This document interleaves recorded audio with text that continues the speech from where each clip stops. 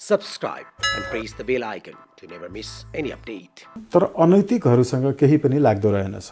मतलब प्रधानमन्त्री चाहिँ अनैतिक हिसाबले काम गरिरहनु भएको छ त्यही भएर अनैतिकताको पराकाष्ठा। उहाँले त विश्वासको मत माग्न पनि मिल्दैन, तर प्रचण्ड केपीहरू सक्दैनन्, उनीहरू डराउँछन्। त्यसैले उनीहरू कायर हुन्, उनीहरू गोलीगट्ठा सहितका सुरक्षाकर्मी नलिकन हिँड्नलाई डराउँछन्, त्यसकारण उनीहरू डरपोक हुन्। त्यहाँ उनीहरूले भाषण गर्ने होइन, आज उनीहरूलाई बाँसमा झुन्ड्याएर गोली हानिने छ भनेको भए पनि जनताको हेर्नेको संख्या अस्ति उपस्थित भएको भन्दा डबल भन्दा बढी हुने थियो।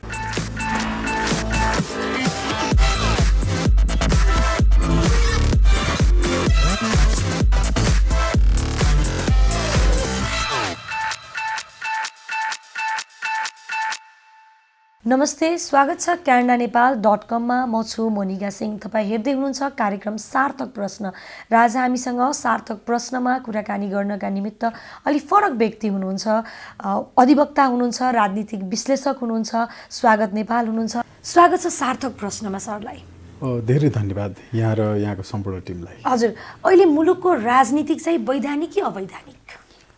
पूर्ण रूपेण अवैधानिक, असंवैधानिक, अनैतिक, अराजनैतिक। कसरी? वैधानिक त अब अलरेडी दुईटा सत्तामा थियो हैन, त्यति भइसक्दाखेरि तपाईको अहिले आएको जति पनि कुराहरू छन् त्यो हेर्दै जाँदा त अवैधानिक भन्न मिल्दैन। त्यही पनि अब विश्वासको मत लिनुपर्ने कुरामा त अलरेडी प्रधानमन्त्रीले विश्वासको मत पहिले नै लिइसक्नु भएको छ भनेर पनि परराष्ट्र मन्त्रीजीले संसदमा भनि पनि सक्नु भएको छ। भनेपछि कसरी अवैधानिक भयो त?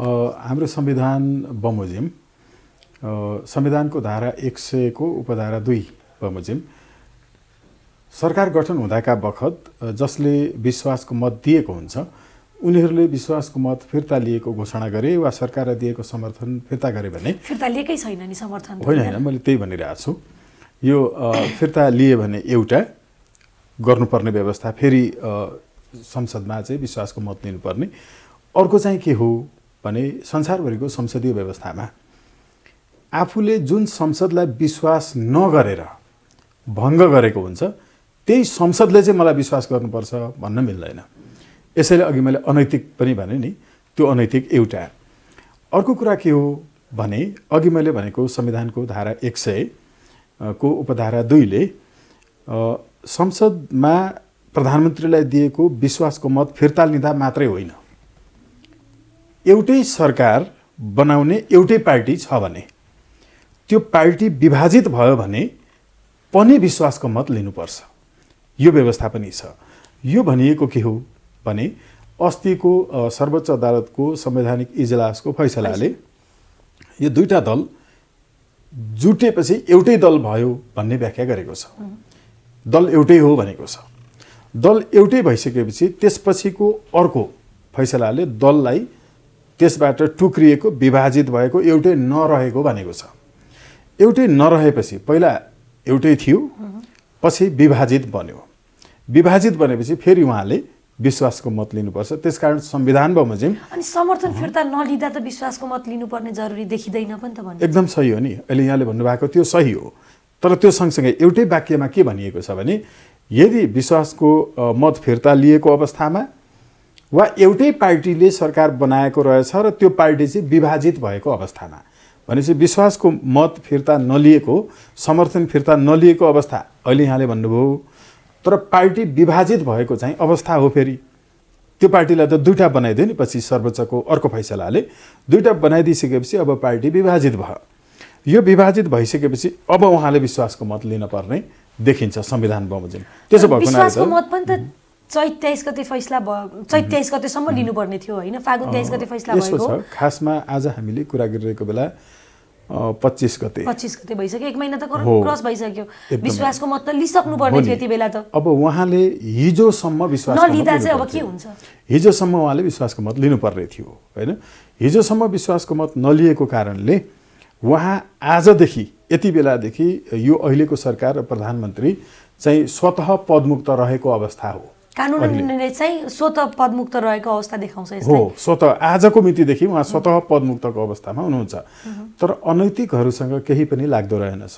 मतलब प्रधानमन्त्री चाहिँ अनैतिक हिसाबले काम गरिरहनु भएको छ त्यही भएर अनैतिकताको पराकाष्ठा। उहाँले त विश्वासको मत माग्न पनि मिल्दैन, किनकि मैले तपाईलाई कहिले पनि विश्वास गर्दिन भने तपाईले चाहिँ मलाई विश्वास गर्नुपर्छ भनेर मैले अपेक्षा गर्न सक्छु र नैतिकता भनेको यही हो नि।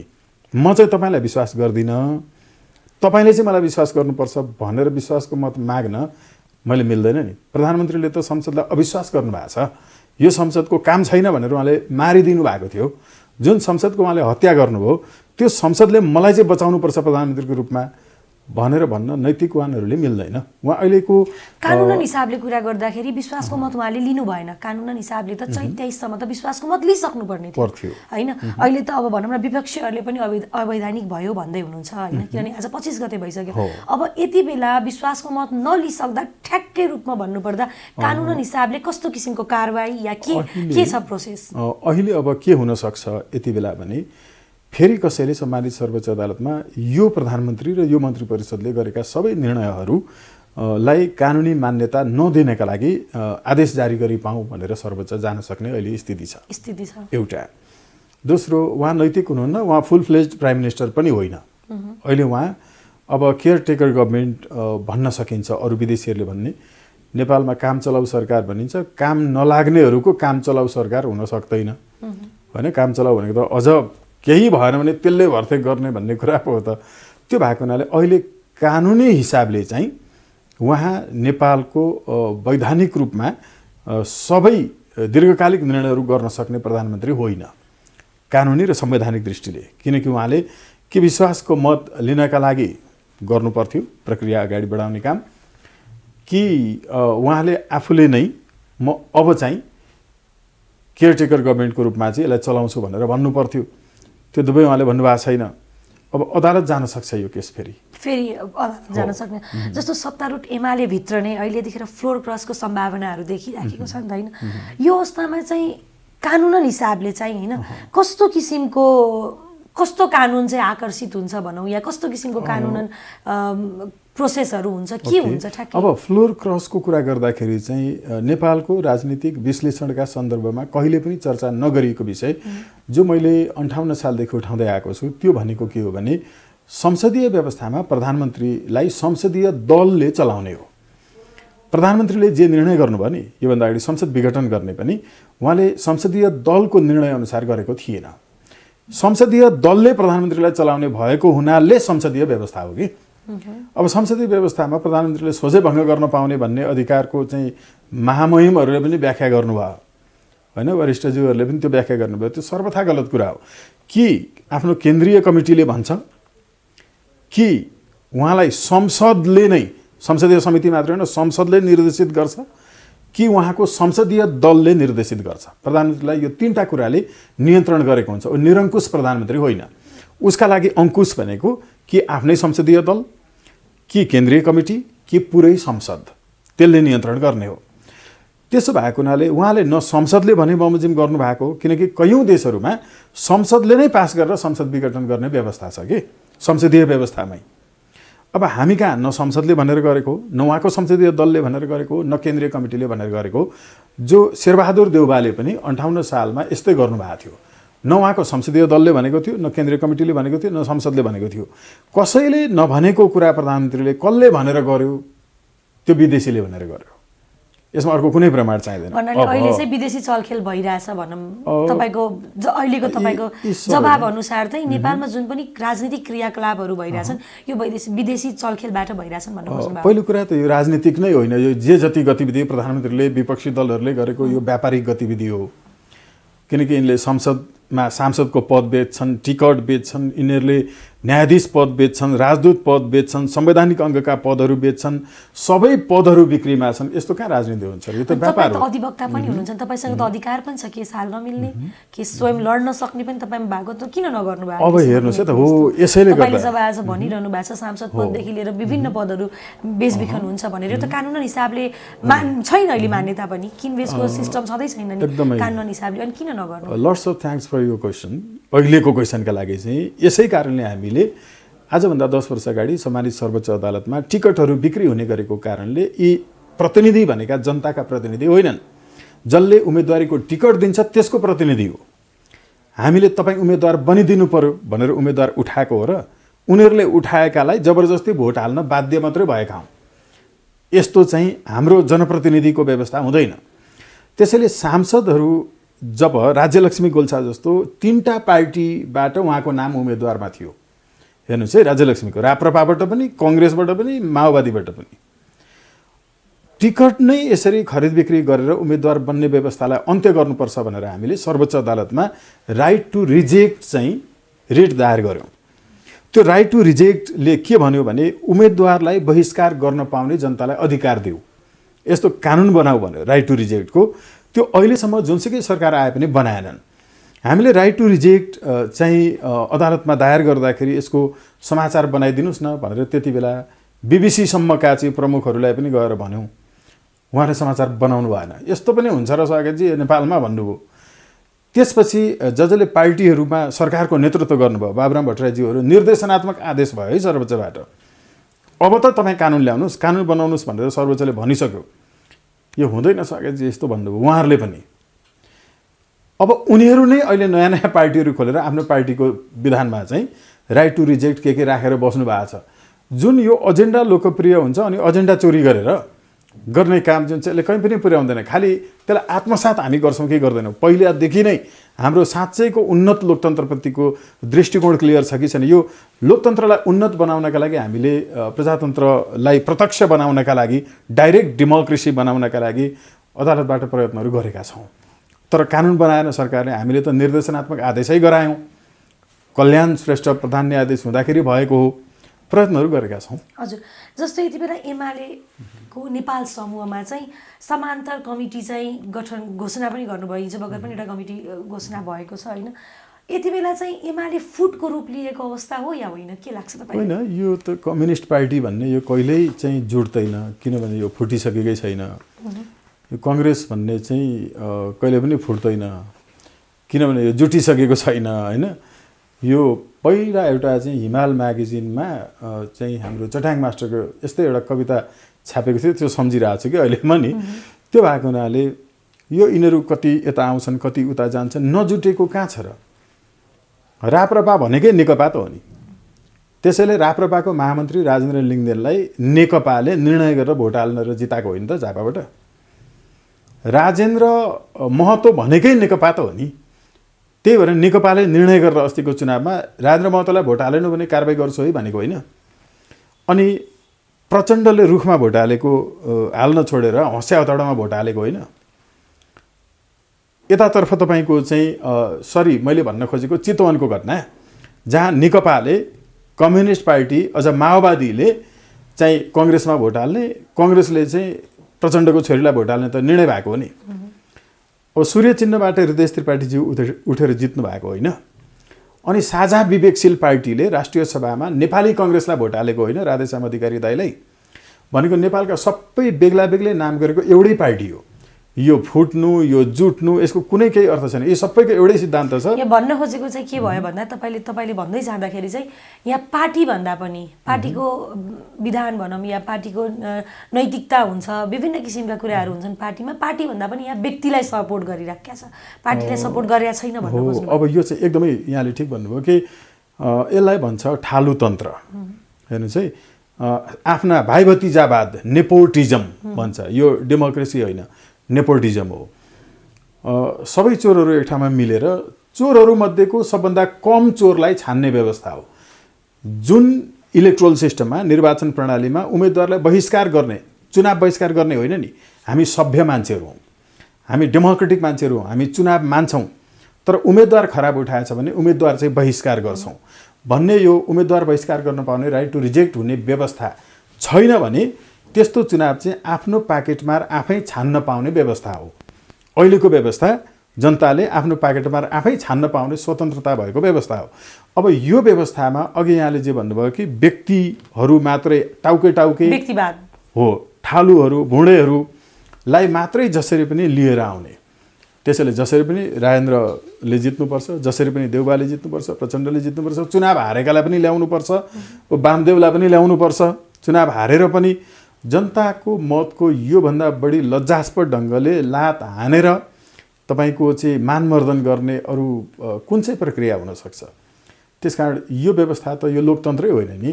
तपाईँले एउटा निर्वाचन क्षेत्रमा 10 जना उम्मेदवार उठेका हुन्छन्, 10 जनाले जित्दैन, 1 जनाले जित्छ। 9 जनाले हारेको भोट तपाईँ एउटा बक्समा राख्नुहोस्, 9 जनाले हारेको भोट गर्नुहोस् अनि जितेको भनेको एउटाको भोट गर्नुहोस्। 9 जनाले 9% ल्याउँदा पनि 81% चाहिँ हार्नेको भोट हुन्छ अनि 19% ल्याउनेले जितिरहेछ। सबै निर्वाचन क्षेत्रमा सबै सांसदहरूले अल्पमत प्राप्त गरेका छन्, तर अल्पमतले बहुमत भनेर शासन गरेका छन्। यो त जनताको बहुमतको शासन होइन नि त। देशैभरिका जनताको 51% राष्ट्रपतिलाई भोट हालेको हो र एउटा निर्वाचन क्षेत्रको 19% मान्छेले मात्रै भोट हालेको हो। एउटा निर्वाचन क्षेत्रको 19% जति मान्छेले मात्रै केपीएललाई भोट हालेको। ल एउटा निर्वाचन क्षेत्रको 100ले नै प्रतिशतले हालेछन् अरे, अनि देशभरिका बाँकी मान्छेको ऊ कसरी प्रधानमन्त्री हुन सक्छ? प्रत्यक्ष निर्वाचित राष्ट्रपति हुनुपर्छ भन्न खोज्नु भयो तपाईको यो? एकदमै। त्यसैले हामी यो डेमोक्रेसीलाई डाइरेक्ट डेमोक्रेसी बनाउनुपर्छ, प्रत्यक्ष प्रजातन्त्र बनाउनुपर्छ, यो प्रजातन्त्र होइन। हजुर, जस्तो तपाईले केही समय अगाडि एउटा अन्तर्वार्तामा प्रधानमन्त्री केपी शर्मा ओली इतिहासकै सबैभन्दा मूर्ख प्रधानमन्त्री भन्नुभएको थियो। फेरि अन्तर्वार्तामा तपाईले प्रचण्डलाई कायर नेता पनि भन्नुभएको थियो। प्रधानमन्त्री कसरी मूर्ख प्रधानमन्त्री र प्रचण्ड कसरी कायर? ठ्याक्कै 1 2 3 4 5 मा भनिदिनु पर्दा। पहिलो कुरा, म यहाँ आउँदाखेरि गाडीमा आयो होला बेग्लै कुरा हो, तर म सर्वोच्चको पार्किङदेखि मेरो अफिसको पार्किङसम्म र अरू बेला पनि म यतिकै एउटा चाहिँ जिन्स र टी सर्ट लाएर एक्लै हिँड्न सक्छु छाती फुकाएर पुतली सडकमा। तर प्रचण्ड केपीहरू सक्दैनन्, उनीहरू डराउँछन्। त्यसैले उनीहरू कायर हुन्। उनीहरू गोलीगट्ठा सहितका सुरक्षाकर्मी नलिकन हिँड्नलाई डराउँछन्, त्यसकारण उनीहरू डरपोक हुन्।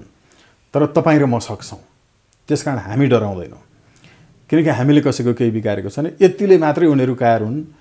जति मान्छेहरूले वास्तवमा राज्यकोष लुटेर खाएका छन्, उनीहरू त्यसै कारण डराउँछन् कि राज्यकोष लुटेर खाएको कारणले उनीहरूलाई जबरजस्त कारबाही गर्नेवाला छन् जनताले।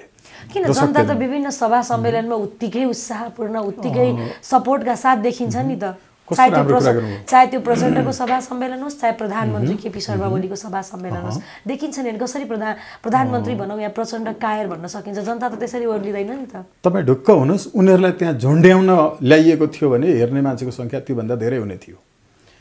अस्ति केपी ओलीहरूले जुन कार्यक्रमहरू गरे नि प्रचण्डहरूले, त्यहाँ उनीहरूले भाषण गर्ने होइन, आज उनीहरूलाई बाँसमा झुन्ड्याएर गोली हानिने छ भनेको भए पनि जनताको हेर्नेको सङ्ख्या अस्ति उपस्थित भएको भन्दा डबलभन्दा बढी हुने थियो। किन? कसरी? किनकि उनीहरू त्यो हेर्न चाहन्छन्। त्यसैले मैले अघि बताएको यिनै जनता हुन्। त्यहाँ पूर्व राजा ज्ञानेन्द्र शाह पुग्दा पनि उपस्थित हुन्छन्। यो यति महँगो र टाढा भयो नि जनताबाट। त्यो टेलिभिजनमा सधैँ आएर झुट कुरा बोलिरहने मान्छे कस्तो रहेछ भनेर हेर्न चाहन्छन् मान्छेहरू, त्यसकारण आउँछन्। कतिपय मान्छेहरू मलाई मेरो झुट, मेरो गुन्डागर्दीलाई संरक्षण गरिदिने मेरो भगवान हो भन्दै आउँछन्। कतिपयलाई आश्वासनहरू दिएका छन्, त्यो आश्वासनहरू चाहिँ का कारण आउँछन्। तर सत्य यो हो कि उनीहरूलाई त्यहाँ झुन्ड्याइ नै घोषणा भएको थियो भने हेर्ने मान्छेको सङ्ख्या अझै धेरै। मूर्ख प्रधानमन्त्री चाहिँ कसरी? ठ्याक्कै 1 2 3। मूर्खताको पराकाष्ठा योभन्दा अरू हुन सक्दैन कि उहाँले अहिलेसम्म इतिहासमै सबैभन्दा धेरै यस्ता विधेयकहरू ल्याउनु भयो, सबै फिर्ता भए। उहाँसँग वास्तवमा विनम्रतापूर्वक स्थितिको विश्लेषण गरेर अनि जबरजस्ती भनेको साहस होइन, जबरजस्ती ल्याउन खोजेका सबै विधेयकहरू फिर्ता भए होइन। अहिले तपाईँको देखिकन इतिहासमै पहिलोपटक नेपालको मानवाधिकारको स्थिति सबैभन्दा शून्यमा पुग्ने गरिकन संयुक्त राष्ट्रसङ्घीय लाइन एजेन्सीले नेपाललाई औपचारिक रूपमा पत्राचार गर्यो। देखि टेलिफोनमा रेकर्ड भएको छ भ्रष्टाचारको कुरा, भ्रष्टाचार गरेकै छैन भनेर अनुसन्धानै गर्न दिनु भएन। उहाँले भ्रष्टाचार गरेको छैन भनेर अदालतभन्दा पहिला भनिदिनु भयो। यी सबै कुराहरू सँगसँगै अर्को महत्त्वपूर्ण कुरा चाहिँ के हो भने यति तथ्यहरूको तपाईँको चाहिँ बङ्ग्याउने काम होइन। र योभन्दा संसदमा मैले विश्वासको मत लिन पर्दैन भनेर भन्ने तर्कको पछाडि जसलाई विश्वास गरिन्न उसले चाहिँ मलाई विश्वास गर्छ होला भन्ठान्नु चाहिँ मूर्खता हो। हजुर, जस्तो अहिले यति बेला नेपाली कांग्रेस प्रतिपक्ष भएर पनि कुनै राजनीतिक स्ट्यान्ड लिन नसकेको अवस्था भन्ने पनि छ हैन। त्यो हुँदाहुँदै माओवादी केन्द्रले पनि आफ्नो समर्थन फिर्ता लिन नसकेको अवस्था भनिन्छ हैन। किन लिन नसक्या होला? कांग्रेसले स्ट्यान्ड चाहिँ किन नलिएको होला र माओवादी केन्द्रले आफ्नो समर्थन फिर्ता किन नलिएको होला? तपाईँ त राजनीति विश्लेषण पनि हुनुहुन्छ, राजनीति विश्लेषण पनि गर्नुहुन्छ। प्रचण्डहरूको एउटै मात्रै कारण छ कि अहिले समर्थन फिर्ता लियो भने केपी ओलीको अर्को दाउ सुरु हुन्छ। कस्तो दाउ? त्यो दाउ के हो भने संविधानले गरेको व्यवस्था अनुसार अस्ति बहुमतको प्रधानमन्त्रीले संसद विघटन गर्न मिल्दैन भन्ने व्यवस्था भएको, त्यो व्याख्या भएको र प्रधानमन्त्री बहुमतमा परेन, समर्थन फिर्ता लियो, अल्पमतमा पर्यो भने चाहिँ संसदको विघटन गर्न पाउने व्यवस्था संविधानमा रहेको छ भन्ने उनले अर्को व्याख्या अपव्याख्या गर्नेछन्। समर्थन फिर्ता लिने बित्तिकै अब त म बहुमतको प्रधानमन्त्री भइन, म अल्पमतको भएँ, त्यसैले मैले संसद अब विघटन गर्न पाउँछु भन्ने दाबी लिएर उहाँले फेरि विघटन गर्नुहुन्छ, विघटनको घोषणा गर्नुहुन्छ। हेर्नुहोस् है, यो नजिकको सम्भावना देखिँदैछ। उहाँले फेरि पनि संसद विघटन गर्ने, यो कानुन बमोजिम मिल्दैन, संविधान बमोजिम मिल्दैन, सिद्धान्त बमोजिम मिल्दैन, तर उहाँले फेरि पनि यस्तै मूर्खतापूर्ण तर्क गर्नुहुन्छ। मैले अघि भनेको कानुन ठुलो कि केपी ओलीको मूर्खता ठुलो? मूर्ख एउटाले 7 जना महाविद्वानहरूले 7 वर्षमा जवाफ दिन नसक्ने प्रश्न एउटा मूर्खले एकैछिनमा उब्जाइदिन सक्छ। त्यसैले विद्वानहरूलाई पनि इङ्गेज गराइदिन सक्छ। अहिले एकछिनका लागि जसले जे भने पनि म जतिको मान्छेले बरु एउटा कविता लेखेको भए राम्रो हुन्थ्यो, उहाँको बारेमा चर्चा गरेको भए भन्दा एउटा कविको कविता पढेको भए मलाई धेरै ज्ञान प्राप्त हुन्थ्यो, उहाँको बारेमा बोल्नु भन्दा अहिले हामीले साहित्यिक कुराकानी गरेको भए राम्रो हुन्थ्यो, उहाँको बारेमा बोल्नु भन्दा तपाईँ र म जस्ता मान्छेहरूको यत्रो समय नष्ट गरिदिइरहनु भएको छ। यो उहाँको सफलता हो। व्यक्तिगत रूपमै भनौँ न, एकछिनलाई केही फरक पर्दैन, मलाई मान्छेले घमण्डी भनौँ होइन, जे भनौँ, यो देशको विद्यार्थीहरूले कोर्सहरूमा पढ्दै गरेको कविता लेखिरहेको मान्छे पो हो त म, होइन र? रेगुलर संविधान र कानुन मात्रै पढिरहेको साहित्यको विद्यार्थी, कैयौँ पुस्तकहरूको लेखक, अनि म जस्तो मान्छेले त्यस्तो मूर्ख मान्छेको बारेमा छलफल गर्नलाई समय बिताउनु भन्दा त एउटा कविता पढेको भए मलाई राम्रो हुन्थ्यो नि, होइन र? मान्छेले आध्यात्मिक केही कुराहरू सुनुन्, संस्कृतिका कुराहरू सुनुन्, होइन र? साहित्यका कुराहरू सुनुन्, अलिकति धर्मका कुराहरू सुनुन्। हामीले त्यसमा छलफल गरिरहेको हुनुपर्थ्यो कि अहिले शासन देशमा राम्रो भएको भए अहिले हामीले के बारेमा छलफल गरिरहेका हुने थियौँ? तपाईँ र मेरो आमाको महत्त्वको बारेमा कुरा गरिरहेका हुने थियौँ होला। त्यही त।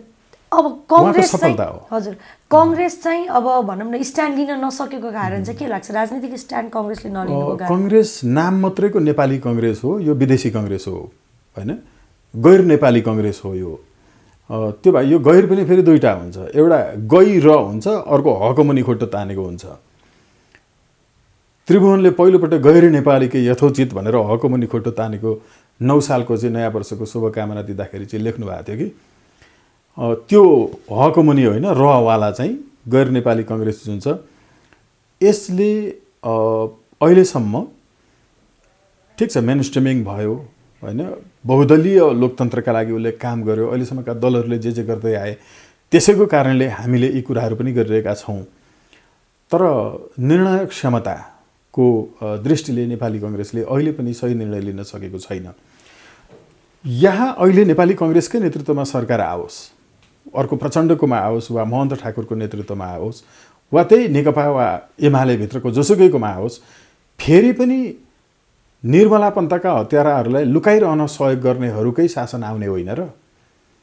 फेरि पनि आफ्नो दाजुको हत्यारा पत्ता लगाउन जाहेरी दर्ता गरिदेऊ न भनेर भन्दा रुँदै रुँदै सदीक्षा बास्तोलाले कैयौँ आन्दोलन गर्नुपर्ने नैहरूको शासन हुने होइन र?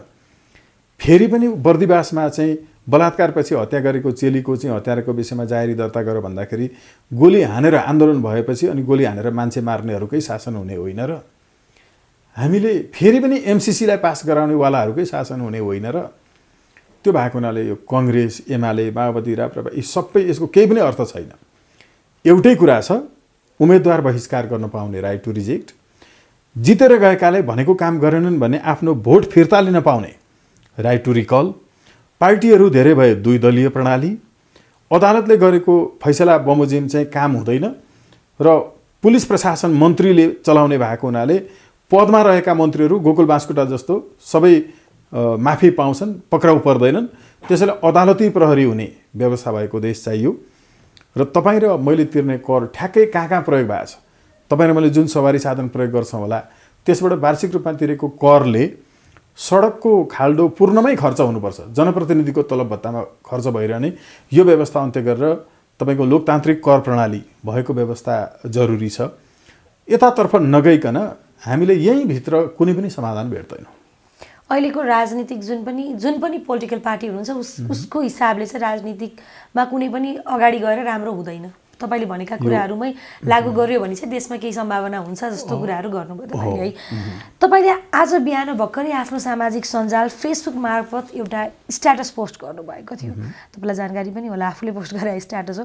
सरकारी वकिल हुँदाहुँदै म भनिदिन्छु तपाईँको स्ट्याटस, प्राइभेट वकिललाई 7,50,000सम्म पैसा दिएर शुल्क दिएर बहस गराउनुलाई भ्रष्टाचार हो, बहस गराउनु भ्रष्टाचार हो भन्नुभएको थियो।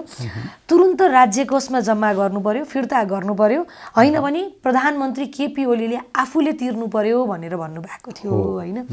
केस विषयमा लेख्नुभयो भन्ने कुरा त हामीले थाहा पाइ नै सक्यौँ केही समय अगाडि भएको बहसलाई होइन।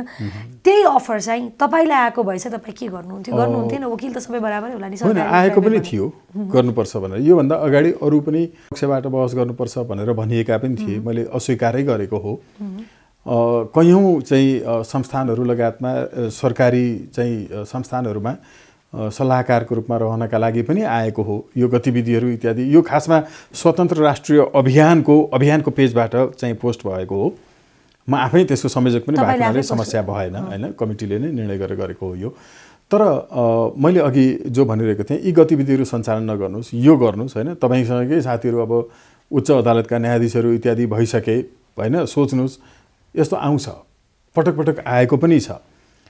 तर म त्यो न्यायाधीश हुन, सल्लाहकार हुन, के हुन जन्मेकै होइन, म जाने बाटै अर्को छ। त्यसकारण म त्यतातर्फ जाँदै जान्न। अर्को कुरा के हो भने सरकारको तर्फबाट बहस पैरवी गर्न तलब दिएर राखिएका देशैभरि सरकारी वकिलहरू छन्। ती सबै सरकारी वकिललाई अविश्वास गरेर प्राइभेट हो लायक नठानेर होइन, प्रधानमन्त्री लेभलको मान्छेले नै लायक नठानिसकेको छ, लायक नभएरै हो। र महाधिवक्ता स्वयंले भन्नुभयो कि म प्रधानमन्त्रीको तर्फबाट बहस गर्न बाध्य छु भन्नुभयो उहाँले। खासमा त्यो भनेकै मात्रै कारणले हो उहाँ कारबाहीमा पनि पर्नुभयो एक हिसाबले, होइन र कारबाहीमै परेको भन्छु म कि उहाँलाई प्रधानमन्त्रीले हटाउनु भयो। अब देशैभरिबाट सरकारको तर्फबाट बहस पैरवी गर्न जब राज्य कोषबाट तलब दिएर यति बिघ्न सरकारी वकिलहरू राखिएको छ अनि प्राइभेट वकिलहरूलाई 7.5 लाखसम्म फी दिएको त बिलहरू नै सार्वजनिक भयो त, पठाएको बिलहरू नै फोटोहरू आयो त त्यसको हो। यो कुरा फर्छौट हुनुहुन्न। यो महालेखा परीक्षकको कार्यालयले फर्छौट गर्यो भने त्यसले पनि भ्रष्टाचार गरेको हुनेछ। त्यसैले यो व्यक्तिगत रूपमा केपी ओलीको चाहिँ गोजीमा त्यति पैसा रहेछ जीवनमा आफैले श्रम गरेर कमाएको भने उनले दिनुपर्छ। नत्र उनले अहिलेसम्म कुनै जागिर खाएको थाहा छैन, उनले एउटा कक्षा पढाएको थाहा छैन, गीत गाएर 2 रुपियाँ 50 पैसा रोयल्टी पाएको थाहा छैन होइन। उनले जीवनभरि आफ्नो परिश्रमले त 1 रुपियाँ पनि कमाएका छैनन् नि। अनि यो सारा चाहिँ व्यापारीहरूभन्दा धनी कसरी भए? जसको न आफ्नो जागिर छ, न आफ्नो पेसा छ, न कुनै क्षमता शिल्प छ, न तपाईँले जस्तो चाहिँ टेलिभिजन कार्यक्रम सञ्चालन गरेर उहाँले पारिश्रमिक पाउनुभयो। उहाँले जीवनमा आफ्नो एक पेट एक छाक पनि आफैले कमाएकोले खान पुग्दैन। अनि कसरी खाइरहनु भएको छ? पाउनुहुन्छ तर त्यो लेभलको पुग्दैन होइन नि। राजनीति गरेर आएको बाहेक उहाँले के गर्नुभएको छ? राजनीति तलब खान गर्ने होइन, गर्नु हुँदैन। जसको जीवनको सपना केवल एउटा गाडी चढ्ने राजनीति गरेर, एउटा घर बनाउने राजनीति गरेर, छोराछोरीलाई स्कलरसिप तपाईँको दिलाउने विदेशीको पाउ मोलेर, यो मात्रै जीवनको सपना र काम भएका मान्छेहरूले राजनीति गरेपछि अनि देश विदेशीको सामु झुक्दैन। हजुर, जस्तो अहिलेको राजनीतिक अवस्था हेर्दै जाँदाखेरि चाहिँ तपाईँलाई के लाग्छ? देश कुन दिशातर्फ गइरहेछ जस्तो लाग्छ? यो अहिले चाहिँ म त्यति धेरै निराश छैन। निराश किन छैन भने सबै नकारात्मक गतिविधिहरूबाट सकारात्मक परिणाम निस्किन्छ। अहिले जनताले यो व्यवस्थामा जो आए पनि उस्तै रहेछ भन्ने निष्कर्ष निकाल्न थालेका छन्। यो असाध्यै सुखद कुरा हो। हामीले धेरै वर्ष अगाडिदेखि भन्दै आएको कुराहरू प्रमाणित हुँदै आएको छ। तपाईँले हिजोको मात्रै मेरो अर्को एउटा पोस्ट हेर्नु भएको भए मैले त्यहाँ के लेखेको थिएँ भने 26 अगस्तमा चाहिँ एउटा पोस्ट मैले गरेको थिएँ कि यो व्यवस्था संसदीय व्यवस्थाको एउटै मात्रै विशेषता हुन्छ, स्थायी विशेषता, त्यो जसरी पनि चुनावमा खर्च गरेर प्रधानमन्त्री बन्ने, प्रधानमन्त्री बनेको दिनदेखि प्रधानमन्त्री पद टिकाइरहने मात्रै यसको विशेषता हो, त्यो बाहेक यसको उपलब्धि केही हुँदैन भनेको थिएँ मैले। केही न्युजहरूमा पनि यो आएको थियो। अहिले 2 दिन अगाडि मात्रै प्रधानमन्त्रीले यो व्यवस्थामा त प्रधानमन्त्री बनेर प्रधानमन्त्री पद टिकाउन प्रयत्न गर्दा गर्दै बित्तो रहेछ भनेर भाषण भन्नुभएको हेडलाइनै बनेको छ। हेर्नुहोस् है, नागरिक दैनिकमा पनि यही हेडलाइनमा आएको छ, अरू अनलाइनहरूमा पनि आएको छ। अनि मैले त्यति बेलाको पोस्ट र यसलाई सँगै राखेर पोस्ट गरेका थिएँ। मान्छेहरू छिट्टै बुझिहाल्दैनन्। प्रधानमन्त्रीले पनि वास्तवमा अहिले मैले जे कुरा भनेको छु नि, उहाँले राम्रोसँग सुन्दाखेरि उहाँलाई पनि चित्त बुझ्छ। यो केटोले ठिक भनिरहेछ है भन्न चाहिँ, तर अब मैले भन्न मिलेन भन्ने लागिरहेछ कि उहाँलाई। त्यो के हो भने सरकार विदेशीले ढालिदिन आँटे भनेर उहाँ रुनु भएको हो नि, संसदमै भन्नुभएको हो नि। विदेशीले सरकार ढाल्ने भनेको के हो भन्दा सांसदलाई खरिद गरेर अनि अविश्वासको प्रस्ताव ल्याएर वा अर्कोतर्फ भोट हालेर हो। त्यो सांसदलाई खरिद गरेर सरकार बनाउने होइन, डाइरेक्ट जनताले भोट हालेर बनाउने भयो भने जनतालाई पैसा दिएर फेरि अविश्वासको प्रस्ताव त ल्याउन सकिँदैन। यो व्यवस्था किन नचाहेको, वास्तवमा हुनु चाहिँ पर्ने यही व्यवस्था हो भन्ने उहाँलाई पनि लागेको छ, अरू मान्छेलाई पनि लागेको छ। जसलाई यो लागेर पनि यो व्यवस्थाको पक्षमा हुँदैनन् उनीहरू 3टा कारणले हुँदैनन्।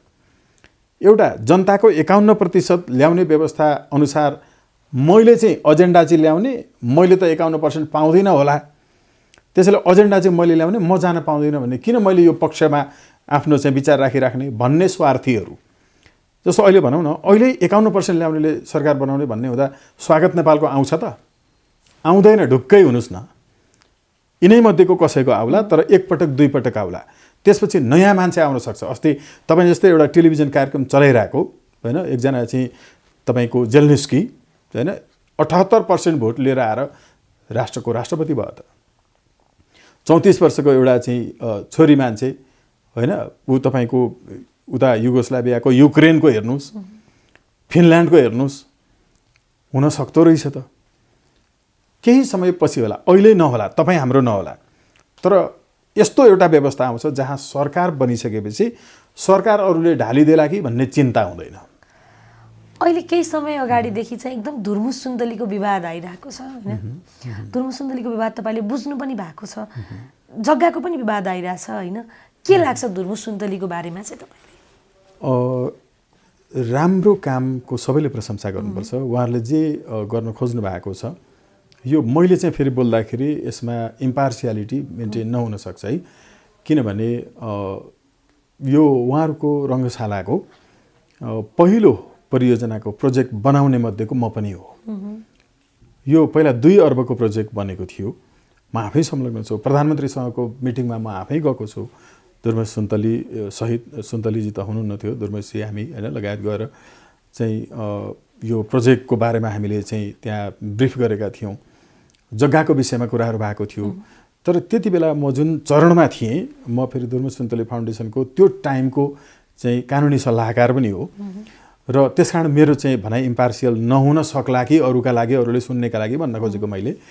तर जति बेला यो चितवनको जग्गा चाहिँ दिने लिने बारेमा चाहिँ भयो डकुमेन्टेसनहरू, म त वकिल भएको हुनाले डकुमेन्ट हेरेर मात्रै मैले कुरा गर्छु। त्यो बाहेकको अरू सबै डकुमेन्टहरू मैले मेरै आँखाले हेरेको छु र म आफैले बनाएको छु। तर चितवनको जग्गाको विषयमा त्यो डकुमेन्टेसनको पार्टमा त्यसको चाहिँ सिग्नेटरिजहरू भएको चरणमा म छैन। त्यो भएको हुनाले मलाई पनि एकचोटि हेर्न चाहिँ मन छ होइन। वकिल भएको हुनाले म यतिकै धारणा मात्रै बनाइहाल्दिनँ। तर जे इन्टेन्सनका साथ काम गर्नुभएको छ, असल कामको चाहिँ सबैले प्रशंसा गर्नुपर्छ। जतिले विरोध गरेका छन्, विरोध गर्नेहरूले पनि आफूले चाहिँ कति अरू असल कामहरू गर्नुभएको छ भन्ने पनि हेर्नुपर्छ। आफूले असल काम गर्न नसक्दैमा खराब कामको विरोध गर्न हुँदैन चाहिँ भन्दिनँ म फेरि। आफूले गर्न सकिन्न ठिक छ, तर खराबीप्रतिको खबरदारी पनि वास्तवमा जिम्मेवारी निर्वाह गर्ने कुरा हो नि त। त्यो भएको हुनाले एकचोटि डकुमेन्ट चाहिँ हेर्नु राम्रो हुन्छ। मैले पनि जुन जग्गाको विवाद छ नि त्यो जग्गाको विवाद हो या होइन? म हो त्यसैमा चाहिँ जग्गाको विषयमा पछिल्लो जुन सिग्नेचर भयो त्यसमा म न चितवन पुगेँ न यहाँ भएको छ होइन। त्यो बाहेकको अरू प्रपोजलहरू चाहिँ मैले बनाएको छु र जग्गाको विषयमा चाहिँ मसँग कुनै पनि डकुमेन्टहरू छैन, मैले हेरेको छैन। यदि साँच्चै किसानको जग्गा, सार्वजनिक जग्गा लाई यसरी तपाईको कुनै एउटा हैन चाहिँ नाफा कमाउने उद्देश्यले भोलि त्यसले त चाहिँ अर्निङ पनि गर्छ। नेपालमा किसानहरू भन्दा अरू कसैको पक्ष म लिन्न कहिल्यै पनि। त्यो धर्मसन्तली होस् कि त्यो चाहिँ अरू जोसुकै हामी नाम लिउँ, कवि, कलाकार, लेखक इत्यादि जो पत्रकार भए पनि म सधैँ किसानहरूकै पक्षमा हुन्छु। तर डकुमेन्ट चाहिँ मैले पनि हेर्न जरुरी छ, त्यो मैले हेरेको छैन। हजुर, अन्त्यमा के भन्न चाहनुहुन्छ सम्पूर्ण दर्शकलाई? म अन्त्यमा चाहिँ अरू धेरै कुराहरू होइन, सानो सानो कुराहरूबाट हामी परिवर्तन गरौँ।